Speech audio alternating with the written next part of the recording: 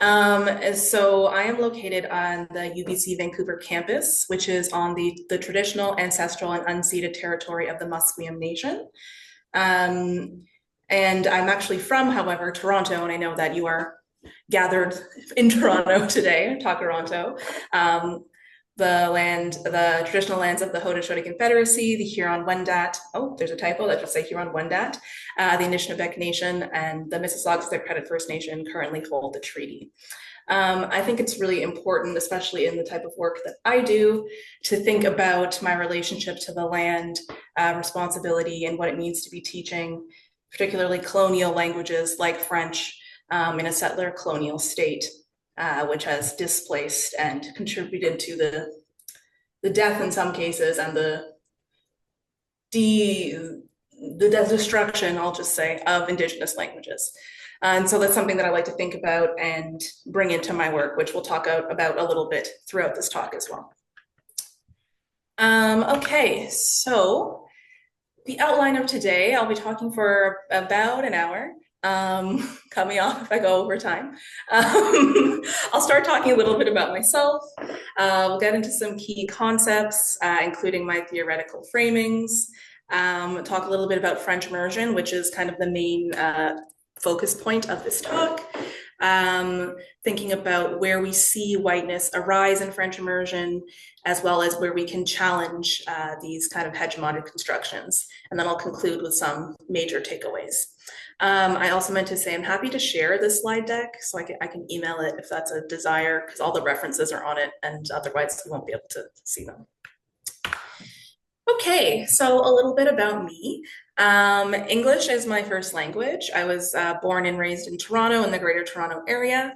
I learned French through school, taking the core French program, meaning that I studied French like for about 40 minutes a day in a French language class. And I'm learning Korean right now. So I put a question mark beside L3 because I can barely read the alphabet at this point, but I'm learning, so that's exciting. I identify as a Black woman. My father is a Grenadian immigrant, and my grandparents on my mother's side are Finnish immigrants. I became a French as a second language, or FSL, teacher in the Toronto District School Board. I taught for, I don't remember, maybe 8 years. And the secondary panel kind of taught everything under the sun in French immersion, which tends to happen. So I had a lot of experiences in long-term occasional positions, doing anywhere from 3 weeks at a school up to a full year, doing a lot of covering for people who were sick or on maternity leave, that sort of thing. And I kind of found myself in research because I didn't have a permanent position in the Toronto District School Board, and I thought, well, why not do grad studies? And here I am now. Now I am a French immersion and a French as a second language researcher at UBC. My research really looks broadly at anti-racism, culture, identity, and anti-colonialism. Yeah, that's a little bit about me, and that's where I came to the research. And so how I really started in this line of thought around anti-racism and equity-based research in French immersion happened because I was teaching in a Toronto school. I was teaching all 3 sections in French immersion. So I knew every single French immersion student at the school. And I found myself asking this question of where are all the Black kids? Because they were not in my French immersion classes, even though they were in other areas of the school. And so that kind of provoked me into my master's to study the policies that support exclusion in French immersion. And I looked at Ontario, as well as the Toronto District School Board and the Toronto Catholic District School Board. And then building on that with my PhD, looking at racialized French immersion students' experiences. And so we'll get into that a little bit more later, but I just wanted to situate myself. Now I want to talk about a few key concepts, which I don't know what people's backgrounds are, so sorry if this is very basic, but I'd like to make sure we're all starting at the same kind of starting point and understanding. And so the way that I think about race aligns with critical race theory, where race is not based on genetic differences, but is instead a social construct that's based around similar groupings of physical characteristics. So we came up with broad categories as a society based on these similar characteristics around skin color, eye color, hair, those sorts of things. So you might see or hear of, Black, white, Asian, brown, indigenous, and more. And the fact that race is always changing, it's always evolving because it's something that we have constructed. It's not just kind of some genetic difference that exists. And I did put a star beside white in lowercase because sometimes I go back and forth, but right now I write all races with capital letters except for white as a way to disrupt our thinking around white as the default norm and just to jar you a bit and go, oh, right, whiteness has a certain place of power, and I'm trying to decentralize that power. We're thinking about racializing. This is a process of attributing racial characteristics and behaviors to a person or group of people. So something that happens kind of over time, you can racialize yourself or others as well. Racialized is being racialized, right? But it's often used, especially I've noticed more so out west here, people will use racialized to refer to non-white people. And there's a lot of terminology is always changing, as we know. So you might also think of BIPOC or IBPOC, meaning Black, Indigenous, and other people of color. These are words that I use kind of as synonyms right now: racialized, BIPOC, POC. Just kind of depends. And like I said, everything's always changing. So, oops, there we go. Focusing in specifically on white identity because of the topic of today, which is looking at whiteness. It is obviously, the most obvious part of having lighter skin, having certain characteristics that are more associated with white people, like hair styles, types, colors, eye colors, and shapes. But it's also perception as well as how you identify, right? So you might be perceived as white versus you might not identify as white. So that's another element to think about.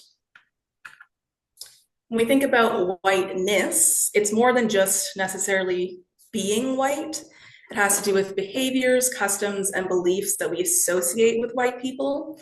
It's also viewing white people as the dominant or the norm. As Masson and Coate talk about, they call it a socializing process that's transmitted through culture, language, customs, beliefs, and worldviews, which emanate from white people. And so it's just to say that you can embody whiteness, but not necessarily be a white person, right? So that's kind of the difference here. And it's also centering whiteness.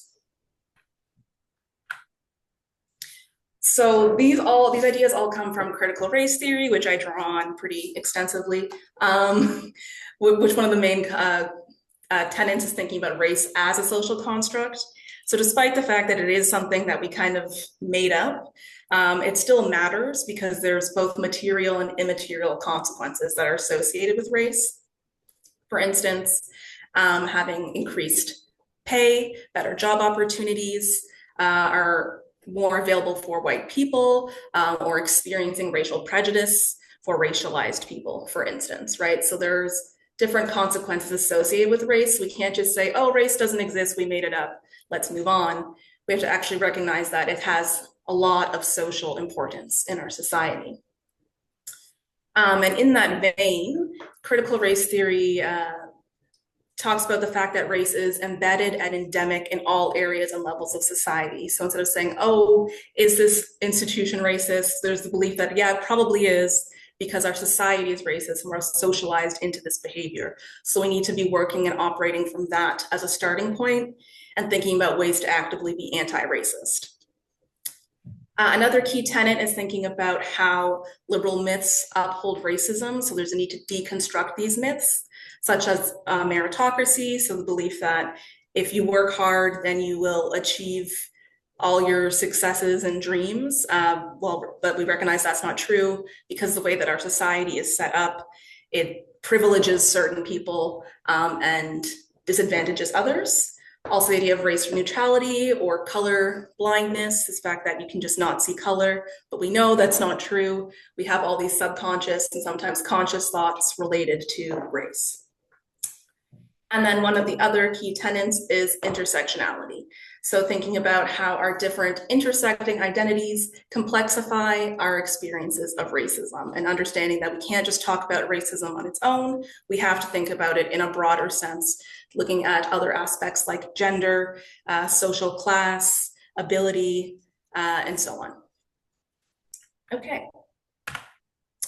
The other main area I draw from is linguistics, which is really developed by Rosa and Flores pretty extensively, and really looks at understanding the connections, the interplays between language, race, and identity. And we'll see that as we go on through the talk. And so they talk about, I think it's 5 different elements in a ratio-linguistic perspective, looking at how language and race were co-naturalized as part of the colonial formation of modernity. So really, they become so, not inseparable, but so intertwined through the process of creating our society that we have to look at them in conversation with one another.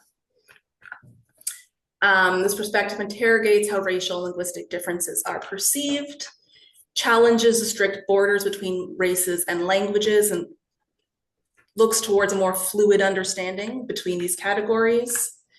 Also centers intersectionality and questions and challenges how power manifests in racial and linguistic identities. So these are all kind of working in concert with one another, ratio-linguistics and critical race theory, and how I think through additional language learning. There's one more. Oh, yes. So Rosa and Flores also talk about the white perceiving subject. And this is what I was saying, how whiteness doesn't necessarily mean that you are white.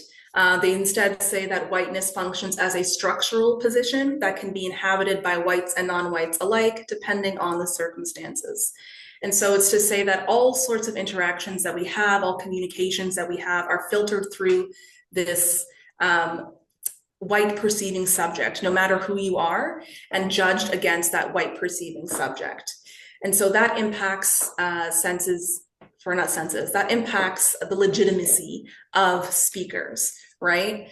Rosa and Flores say these profiling practices involve assemblages of signs that bundle together to position individuals in various ways depending on the context, but also reflect longstanding processes of ratio-linguistic subject formation that profoundly shape and often overdetermine individual presentations of self and perceptions of others.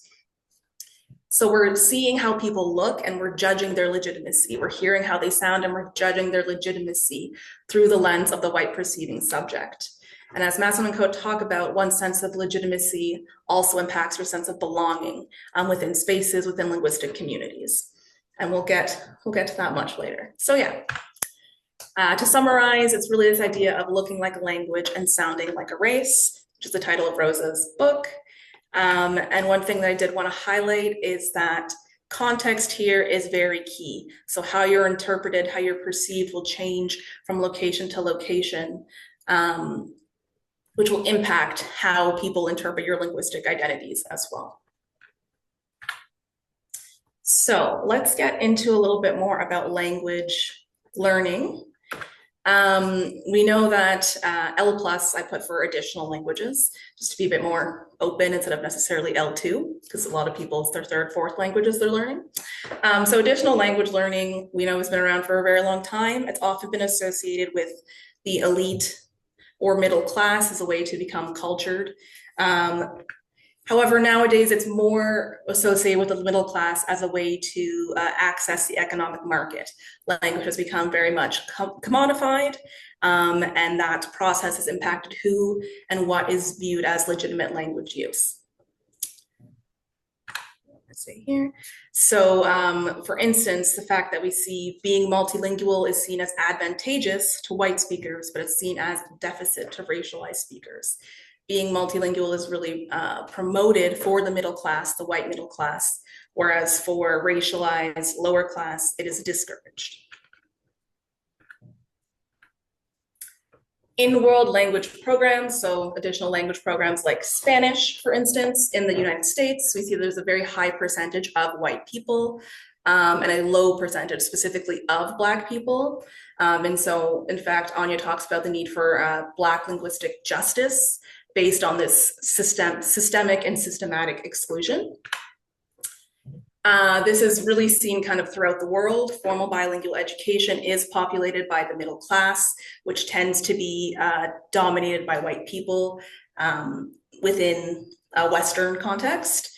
And as Rose and Flores say, ideologies of race, class, and linguistic diversity are at play in the contemporary valorization of bilingual education among middle and upper class whites. So it's really a capitalistic and racialized practice, this formal bilingual education. And so where I'm focusing on and where I really dial in is in French immersion. So a little bit more about that background, if you're unfamiliar with it. Basically, French immersion is a publicly funded program that's available across the country.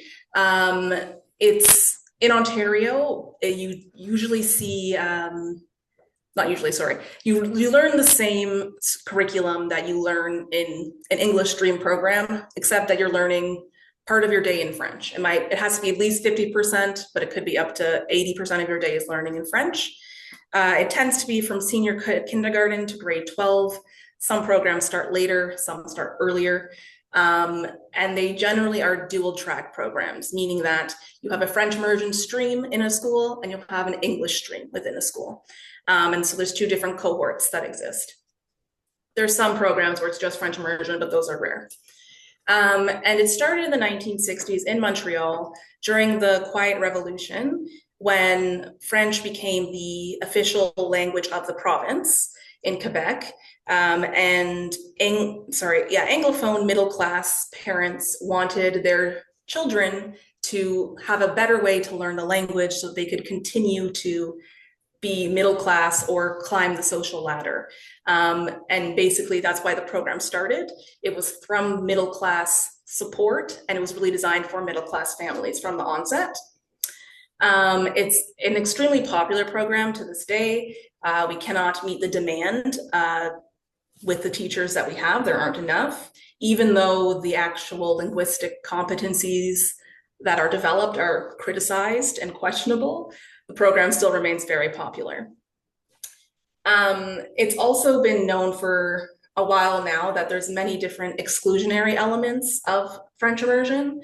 So we see that multilingual learners are often encouraged to leave the program. They're not as present within the program.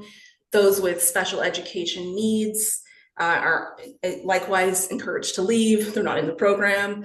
Lower socioeconomic status are rare in French immersion, and there's always a white overrepresentation within the program. So I have a lot of the demographics that I pull from are from the Toronto District School Board, not just because that's kind of where I was, but because it's the only board that openly publishes their data, which is problematic. There is some data available for Durham, so I'll make a few references to that, but really it's just Toronto. And I'm just going to highlight those three kind of exclusions that are on the bottom here in their data. So the light green represents the entire Toronto District School Board. The dark green is French immersion. And then in the middle is extended French, which is just like a slightly pared back version of French immersion. They do a little bit less in French.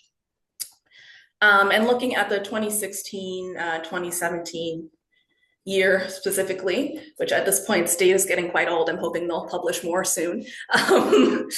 You can see that 55% of the Toronto District School Board students speak languages other than English at home, which is pretty high. And then you only see 37% in French immersion. So there's a disconnect there. When we look at students with special education needs, and this does exclude those labeled as gifted, looking again at 2016-2017 year, 22% of the Toronto District School Board, but only 10% are in French immersion. If you look, there is an improvement over time, which is good to see. They are trending upwards. However, there's still a huge discrepancy. And then finally, this one I know isn't the best pixelated, but hopefully you can still kind of see it.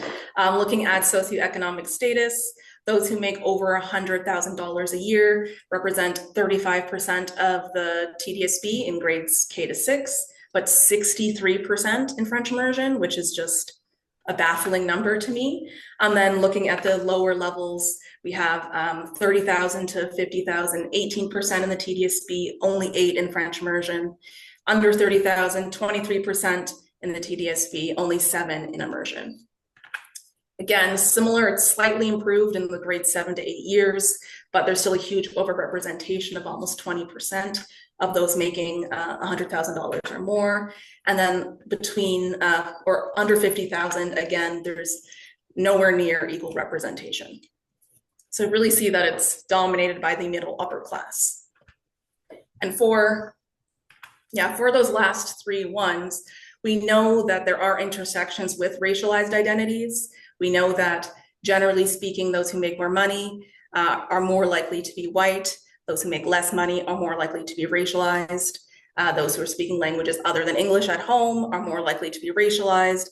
And racialized people are often over-identified as having special education needs.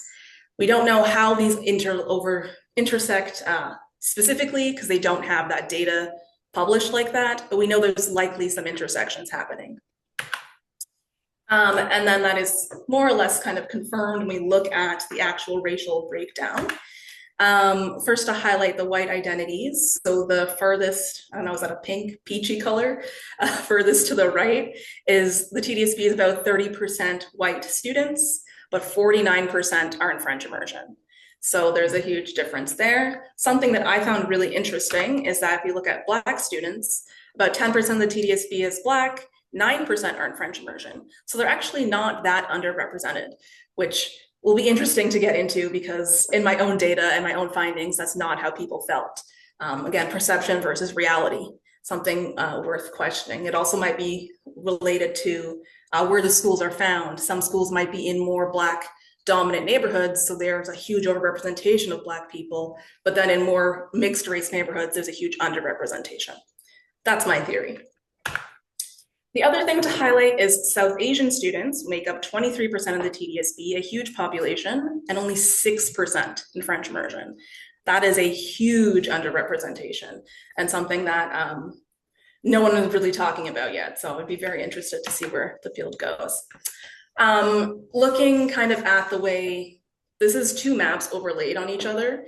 With my amazing tech skills. So all the different dots are different French immersion schools. They're different types of schools. It's not really important to know the different types, but they're all different French immersion schools. The blue color means that you make a very high amount of money, and the dark red means very low. And so you can see that most of the schools tend to be kind of scattered in the more blue or yellow areas, so middle, upper class, with a few schools in the red zones. And actually the schools that are in the red zones are new in the Toronto District School Board. Those are ones that have been put in the past, I think, well, now maybe 10 years when I was doing my master's. Yeah, so the last 10 years.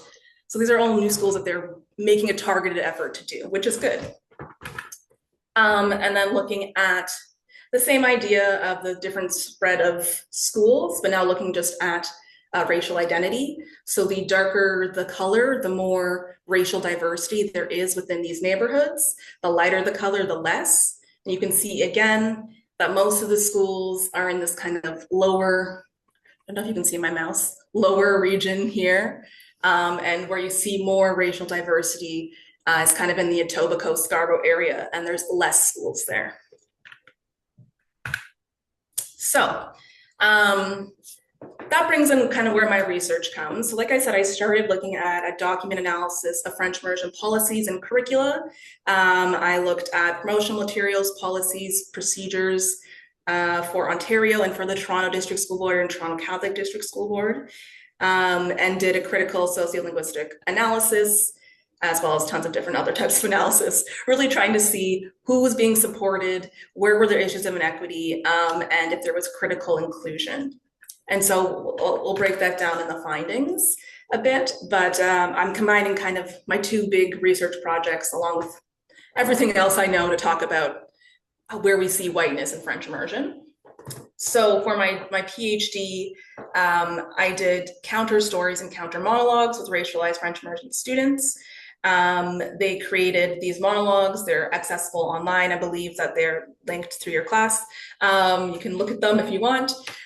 In stage 2, we had stakeholders read the stories, watch the monologues, and complete an online survey. And then stage 3, I did member checking with the participants.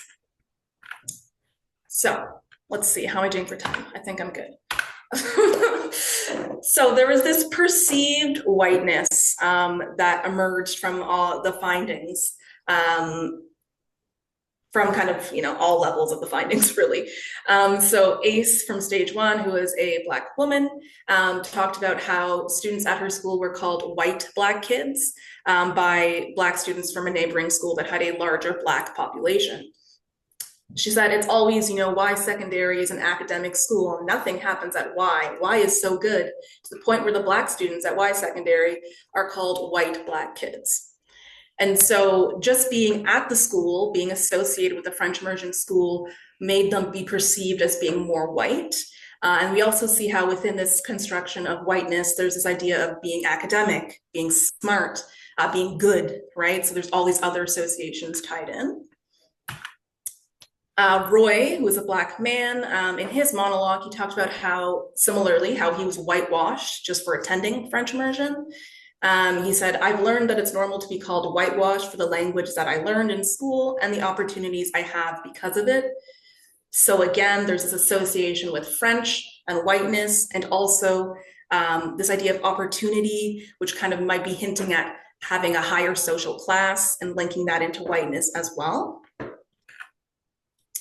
When we looked at stage 2 participants, they talked about how the program was just seen as a white program. One explicitly said the program is seen as very white.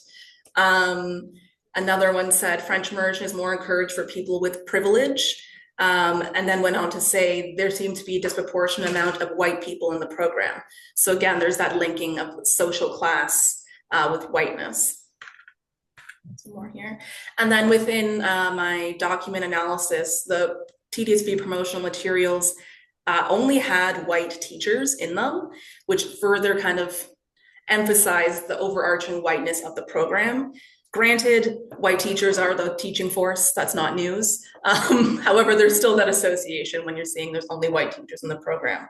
There's some sort of white association going on there. Lastly, something that me and one of my friends who's a French immersion teacher talk about, or we used to talk about all the time when I was teaching, was that French immersion was known as the white girl program. And he would always joke that it was, he'd have 3 different Megans spelt 3 different ways, but they all wore the exact same clothes. And there's a certain look about the French immersion student, and they looked like middle-class white girls. And so there's not just the class tied in, but there's also gender, which I think it might be on the next slide. I don't know. We'll get to gender as well. No, it's not for a bit. So it's perceived as white, but then when we looked at the actual program demographics, as I showed you a few slides ago, we saw that there is an overpresence of white participants, white students in French immersion. Based on my findings, it was the same there's always at least 50% white students. Ace said that her school was 10% Black people, mostly white people, and then a small sprinkling of everyone else. Roy said his school was 40% Black, which was the highest percentage and was exciting for me, but still 50% white. So there's still that white majority. And then Hassan, the same thing. He said 50% white and then 50% all other races, and it kind of was broken up more or less evenly between different racial groups. In stage 2, one of the parents said that her daughter was the only child of color in her French immersion classroom. And because of that, she was reminded of her racial identity on an ongoing basis. And so it just kind of highlights and emphasizes that you really stand out as a person of color in these programs because you tend to be very rare. When we look at the teaching population, Ace spoke about how she only had 1 permanent Black teacher. Roy said he had 2 teachers at his school who were Black, but he saw that there was more diversity, not just in Black teachers, but in any racial category that wasn't white in the English stream. right? So we have the English stream and the French stream in the same school, and he's saying, oh, English, that's where the diversity is. French, it's all white. For Hassan, he said it wasn't a matter of French immersion versus English. It was just there was no diversity in the teachers. It was very rare. He had, I think, one Black teacher and two Asian teachers. A stage 2 participant said we need more Black teachers. There just isn't enough. So it's not just students, it's also the teaching population, very white. Again, not surprising. As I said, world language programs are constructed as white spaces. What was interesting to see was a study conducted by Monroe and colleagues in 2022, which was a broad study of Black families in the Toronto District School Board. And they did a specific section looking at French as a second language programs, which includes French immersion. And so they talk about the attrition of Black students. So I have a few quotes from them. Here it says, participants discussed the push out of Black students from the French as a second language programs. Several of them shared their experience with schools that continue to find ways to keep Black families out of French immersion schools. Anecdotal examples were given of school administrators and teachers demonstrating anti-Blackness or creating conditions that led to families removing their children from schools. Okay, so this idea of push out, anti-Black racism, specifically in reference to French programs. They talk about how parents and caregivers also reflected on how deeply problematic the French immersion school culture was and felt these schools only benefited certain families. Participants suggested that the attitudes and ideology in the French programs created a division along the lines of race, gender, and class. So again, that intersectional play, it wasn't just about race, it was also about gender and class, and they all seem to be very, very connected. One of the parents said, girls are more likely to be enrolled than boys. I can count the Black boys in my daughter's program and my friend's son's program. They all know each other because there are very few of them. They get kicked out early, very, very early. And so this is something that I saw in my own experience teaching. Like I said, that first question that kind of provoked my research, where are all the Black kids? It's because there were only 2 Black boys out of 90 French immersion students. And it didn't make sense to me because the school itself wasn't, was very racially diverse. There were a lot of Black students. So why were they not in my classes, right? And we see that here, and particularly Black boys, right? I had more Black girls, but the boys, they were gone. They were not in the program by the time we got to grade 12. Okay, so looking at the curriculum itself, it also has a lot of evidence of whiteness. So we see that there is some diversity. This curriculum came out in 2013 and 2014. I believe it should be out for review right now. I'm not positive on that, but yeah. So there is some diversity, but not a ton. There is definitely a white emphasis. In the French curriculum, it is required that there be cultural learning for every year, and they give a geographical region that should be not like taught in extensively, but say draw from these areas in every year. And there's only 2 years that focus on specifically Black and Asian areas. And it's grade 7 and 10, looking at Africa and Asia in 1 year, and then the Americas and the Caribbean in another. And I will emphasize that they don't actually say "and the Caribbean," but they do say the Americas. And there is an example of the Caribbean later on. So it's not quite as explicit. And they do also talk about important figures that should be studied. I don't remember the number off the top of my head, but I believe it was around 30% were racialized and the rest were white. So there was very much still an emphasis on white people in the curriculum. It's also very colonial.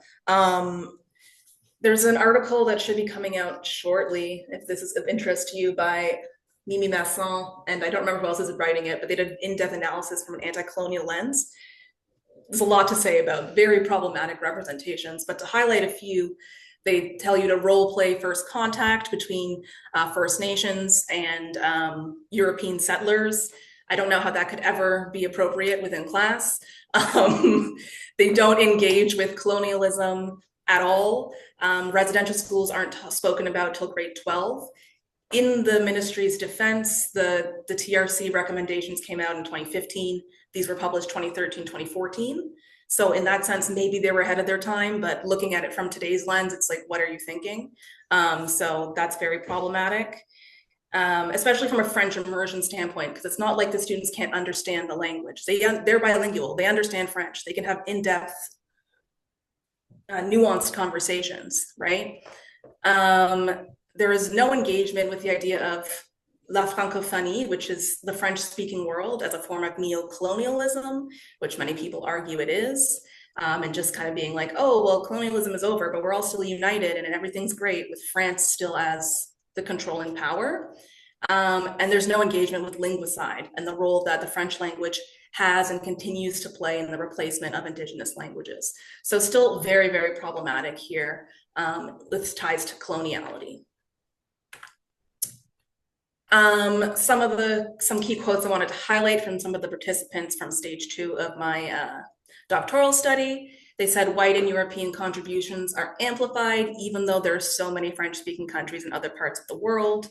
The curriculum itself is not representative of racially minoritized experiences. And one said, I realized how Eurocentric the French immersion curriculum is and how it bleeds into all the subjects. So they're all recognizing that there's this overpresence of whiteness and of European identities. Roy talked about how what he learned was white protagonists with white stories and white parts of history.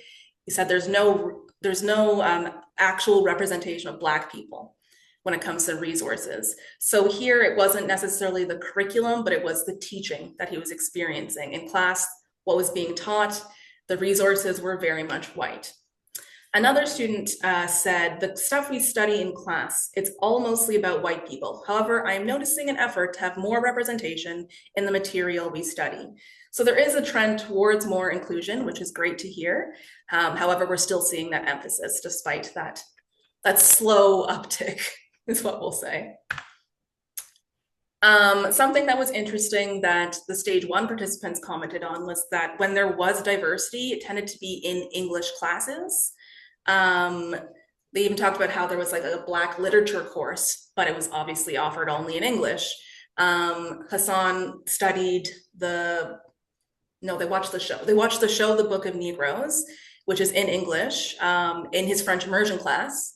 They did all the discussion in English. There was no association or discussion happening in French even. So it was like being in French had to be completely distanced from any talk about Black identity or Black history, which was very interesting.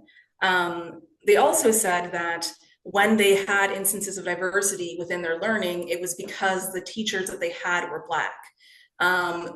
To the point that one of them said, I was shocked when I had one white teacher talk about Black history, because it was only if there was a Black teacher or a Black person that would ever emerge, which also really emphasizes the importance of not just having white teachers engage with this, but having Black teachers, having racialized teachers within the room, because they're going to take it on kind of implicitly, whether they want to or not. They tend to bring in diversity.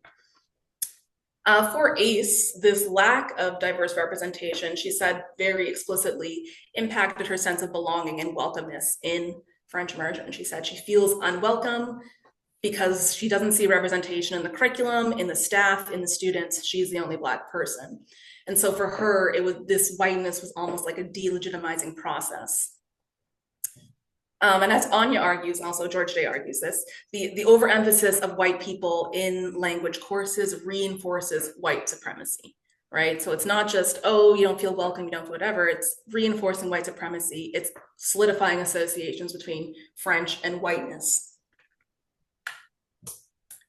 When it came to the ways that they identified, my stage 1 participants, none of them would identify as French speakers. They'd all studied French almost their entire lives. Ace said she absolutely would not identify as a French speaker. She second-guessed everything she knew, and she saw herself as beyond the point of success and had basically given up. Jumping down to Roy, actually, he said he was a French knower, but he also gave up on himself because the teacher thought he was a lost cause, which is something that we see a lot, where if a teacher gives up on the student gives up on themselves, something that's very common, especially with Black students. Interestingly, Hassan said that he didn't want to identify as a French speaker, partially because he was South Asian and he didn't see a historical or ancestral tie. And he said, you know, people from Africa, they can identify as French because they were colonized. So for him, it was very colonial and pretty explicitly so, which was interesting to see. And so there was really an explicit association of white identities with French identities. I asked them, like, point blank, who do you imagine when you think of a French person? They said a white man, right? So then I was like, okay, that's interesting. Is that why you don't identify as French speakers? And they all said, no, that's nothing to do with it. Race has nothing to do with this, which was very interesting to me, despite the fact that they went on and on about race and racism and how French was associated with whiteness. So I would still argue that they were implicitly delegitimized based on their race. They were doing it to themselves, and then the fact that the things that they were seeing in class were being taught to them was emphasizing whiteness meant that they felt they could not identify within that space, at least to a certain extent. Another question that I had was whether or not they were refusing to identify with French as a way to distance themselves from whiteness, as was for Ace and Roy specifically, who said that there was this feeling of being whitewashed through the association with the language. So that's something that I wonder about. I didn't ask them, so I don't know, but something to think about. There were a few instances. I have two participants in stage 2 who talked about how they were delegitimized based on their race pretty explicitly as French speakers. So Lynette said, as a racialized woman, people are always shocked that my French is excellent. I always have to share my personal background to let people know my father is Quebecois. It is a constant slap in the face when people judge you before they get to know you. It's like a racialized woman could not be French. And so for her, she really had to prove her Frenchness through association with her white father, right? And otherwise she's delegitimized. And also just this element of shock, this element of surprise that, oh, someone who's not white can speak French well, how surprising. So we see how that is still very much a present force there. May said, most people are just surprised or impressed that I speak French fluently, maybe because I'm Chinese and they don't really expect that. So again, the exact same thing here, that element of surprise because Chinese people aren't associated with French identities. In another way, not exactly based on race, but perhaps in partial relation to it, Ria talked about how she felt unwelcome as a queer, racialized woman. Specifically, she said just felt invisible and devalued. So thinking about the ways that queer identity might intersect as well within this space is something worth investigating more. Ace also identified as queer, but she said that her feelings of unwelcomeness had to do with her race. She didn't say it didn't have to do with her queer identities, but she just said it has to do with my race. So that's, again, worth questioning. For all of them, this ability to identify as a French speaker is very much linked to native speakerism.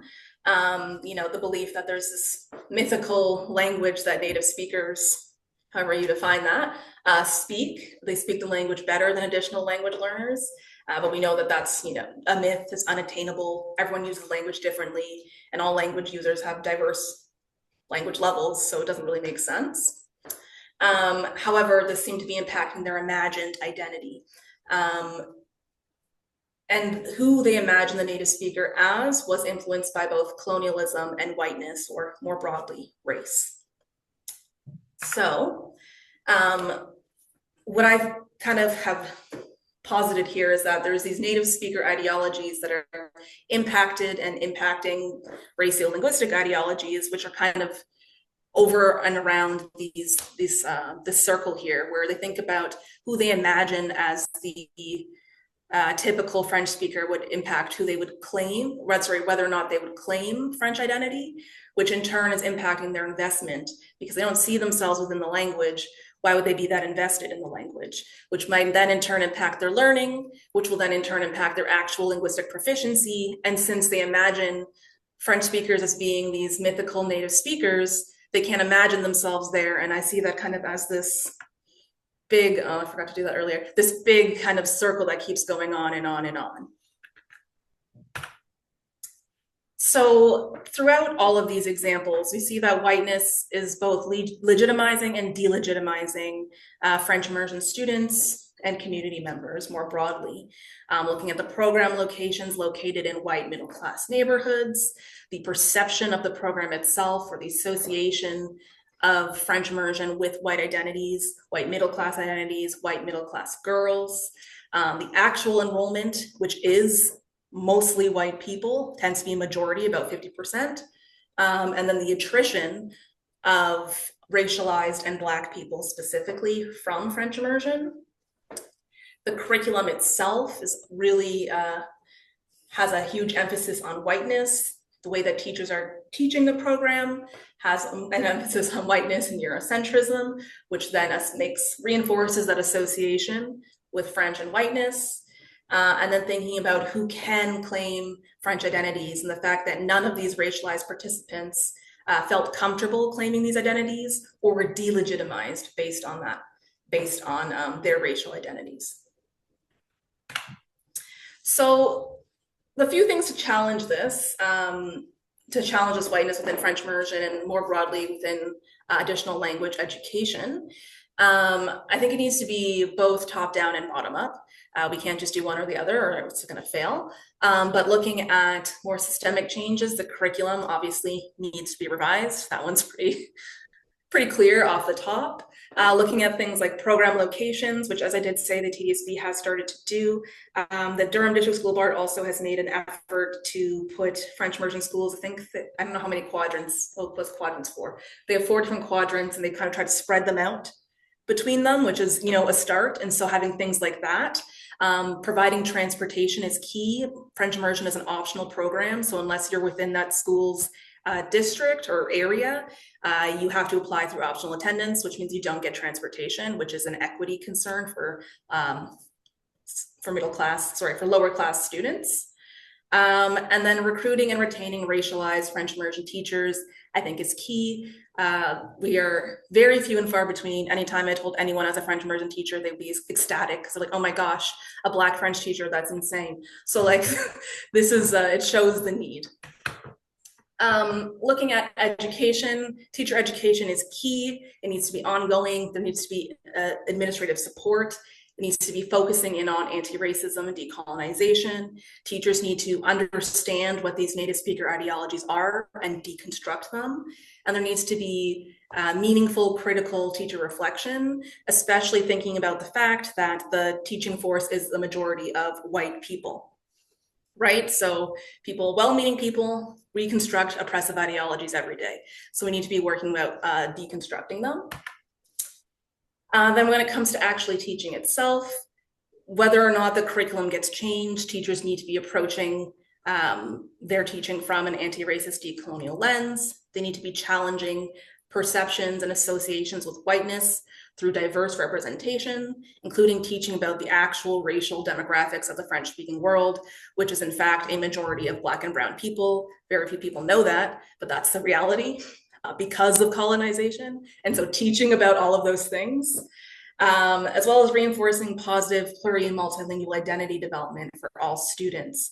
So thinking about encouraging diverse linguistic conversations instead of saying French only, French only, French only, not insisting on racialized native speaker standards. So I think that's it. Yes. So in conclusion, very obviously whiteness permeates French immersion programs, but it's not just French immersion. There's an overrepresentation in a lot of additional language programs because of their associations with the middle class and the commodification that has happened of language learning.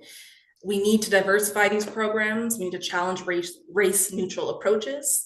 And we need structural change as well as grassroots change in teacher education. So this QR code is to my website, but you have that link, and that's my email. I'm happy to share the slides, like I said, because I have references if you want, but they're kind of small, so that's the end.